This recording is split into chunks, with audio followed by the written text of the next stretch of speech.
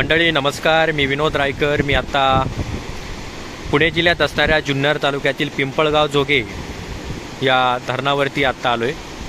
आणि पिंपळगाव जोगे जे धरण आहे हे पुष्पावती नदीवरती बांधण्यात आलेलं आहे.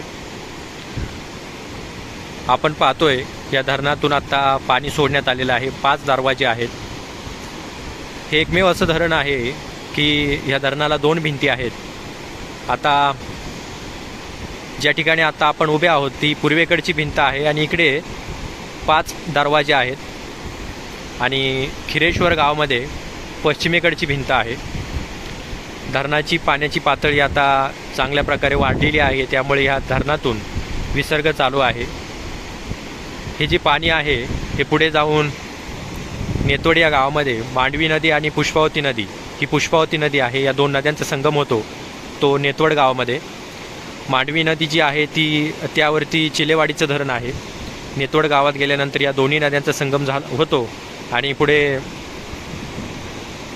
एडगाव धरणामध्ये हे पाणी जातं. आणि आपण पाहतोय आत्ता या धरणाचं पाणी सोडले, त्यामुळे हा जो परिसर आहे फार सुंदर दिसतोय. फार सुंदर असा व्ह्यू आहे.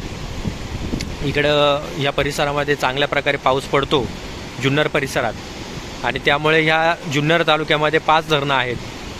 आत्ता जी धरण आहे ती पिंपळगाव जोगे धरण, चिलेवाडी धरण, त्यानंतर वडदचं धरण, एडगाव धरण आणि माणिकडोह धरण, माणिकडोह धरण, अशी 5 धरणं आहेत या जुन्नरमध्ये.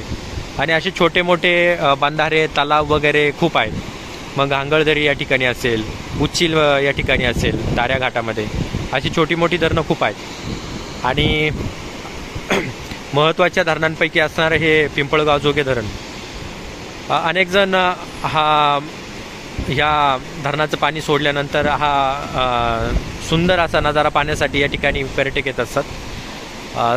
सगळ्यांनी स्वतःची काळजी घ्यायची आहे, कारण पाण्याचा विसर्ग असतो आणि ते आपल्याला काळजी घेणं गरजेचं आहे. पर्यटनस्थळी बऱ्याच वेळा गर्दी होतीच, आताही या ठिकाणी गर्दी झालेली आहे. काळजी देखील आपण घ्यायची आहे. आपण पाहतोय हा परिसर फार सुंदर आहे. आणि या धरणातून सोडलेले हे पाणी 5 दरवाजे आहेत.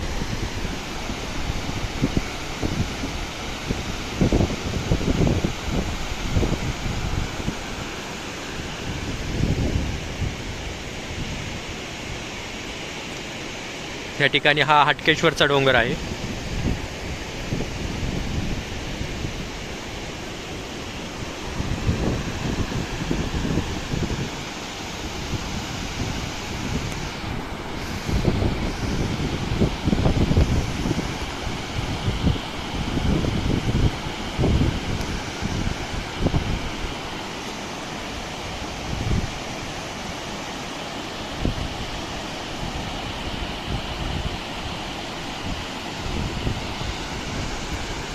जुन्नर तालुका हा महाराष्ट्रातील पहिला पर्यटन तालुका आहे. आणि या पर्यटन तालुक्यामध्ये दरवर्षी लाखोच्या संख्येने या ठिकाणी पर्यटक येत असतात. जुन्नरचा परिसर हा खरं तर 2000 वर्षापूर्वीचा ह्या जुन्नरला इतिहास आहे. तसा विचार केला तर बोरी येथील मग टेफराची राख ही 7 लाख वर्षापूर्वीची आहे. मला सांगायचे हेच की जुन्नरला फार मोठा इतिहास आहे. आणि इथला इतिहास त्याबरोबर इथला निसर्ग फार सुंदर आहे. इथले गडकिल्ले आहेत, लेणी समूह आहेत, 2000 वर्षापूर्वीचा नाणेघाट आहे. मग हा जुन्नरमधला हा खजिना, इथलं निसर्ग वैभव, ऐतिहासिक वारसा, आणि त्याचबरोबर या ठिकाणी असणारी ही धरणं, पाण्याची धरणं, हा परिसर सुंदरच आहे, अप्रतिम.